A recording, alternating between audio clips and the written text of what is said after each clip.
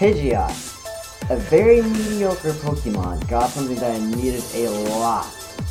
A Mega Evolution. It's one of the better Mega Pokemon that we have received in Omega Ruby Alpha Sapphire.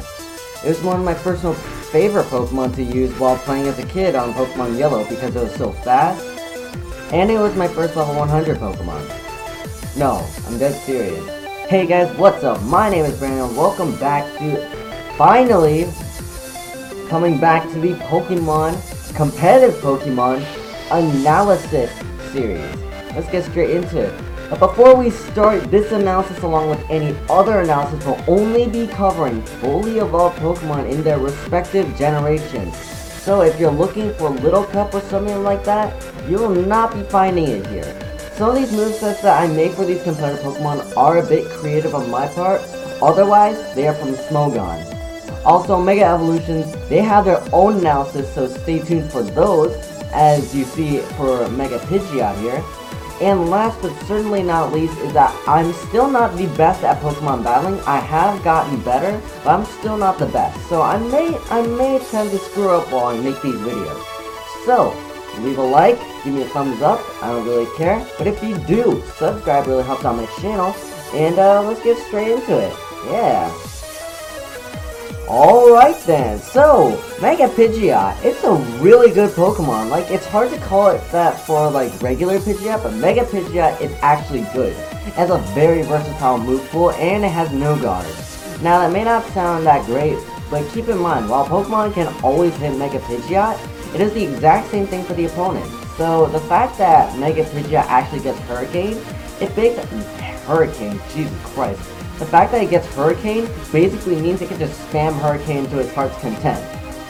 And, by the way, fun fact for you guys, Hurricane is actually its best move. Technically its best move, because, like, Mega Pidgeot, it does a crazy amount of damage to Pokemon like Amoonguss and Breloom, while also being an amazing Excadrill check because of this next move.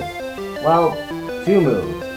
Heat Wave and U-Turn. Heat Wave is an absolutely fantastic move for Mega Pidgeot to have, as it otherwise keeps it from being... It can keep it from being walled by Pokemon like Jirachi, Magnezone, and Mega Metagross. Which, by the way, Mega Metagross is actually now banned to Ubers. Huh. Awesome. U-Turn gives Mega Pidgeot some more versatility, and allows it to switch on its very common threats like Tyranitar and Zapdos, which by the way, Zapdos is actually slower than Mega Pidgeot. Its last moveset is a bit of a toss-up for me, I guess, but I usually just run Roost because I tend to support just the Pokemon itself. But if you don't have a Pokemon that really can't get rid of Stealth Rocks, like Starmie or Mega Blastoise, which by the way you can't really have Mega Blastoise at that point, then D5 can pretty much be your next best option. Sadly, Mega Pidgeot does not come without flaws. First of all, its defenses are rather meh. Like, they're solid, but not that great. They're not the best, like, that's what I'm saying. And, second, Pokemon that have very inaccurate moves, like I said, No Guard can be exploited, like with Tyranitar with Stone Edge or Rock Slide, or especially offensive Mega Sceptile with Focus Blast. They can all take advantage of No Guard, and it being grounded with Roost allows it to be hit by a Focus Blast by a lot from Mega Sceptile like before, or being up in the air to be hit by rocks. Speaking of rocks, it also has a very nasty weakness to Stealth Rock, making it not so great against those rock types. Unless you're running Hidden Power Fighting, but still. A faster Pokemon like Mega Manectric or Scarf Garchomp would be able to outspeed this thing and pretty much OHKO it with Stone Edge or Thunderbolt. Blissey and Chansey also completely wall this thing if Mega Pidgeot doesn't run the very rare Brave Bird. Otherwise, they can just cripple Mega Pidgeot with Thunder Wave or Toxic, chipping away its HP while spamming Seismic Toss, which otherwise Mega Pidgeot would just have to Roost. And after Stealth Rock damage, Ice-type Pokemon are like very capable of OHKOing Mega Pidgeot with their stab like Ice-type moves, though I would have to say they would need to watch out for the Wave of Heat. And Mega Pidgeot is fast as hell, so it wouldn't usually be able to get out of the way once it has used U-Turn. That is, if it wasn't one of the last Pokemon on your team at 6.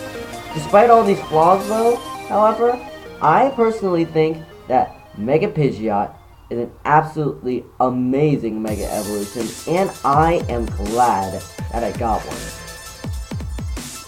Well, that's it. So, we covered Mega Pidgeot today. So, thank you guys so much for watching this episode of the competitive Pokemon analysis. I'm actually going to look up what Pokemon comes after Mega Pidgeot, for that matter. So, I'm just going to search up the Pokédex right here.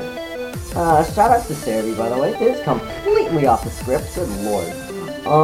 So, what comes after Pidgeot? Oh boy, in comes Raticate. Alright, so, again, that's pretty much it. So, thank you guys so much for watching this episode of the Pokemon competitive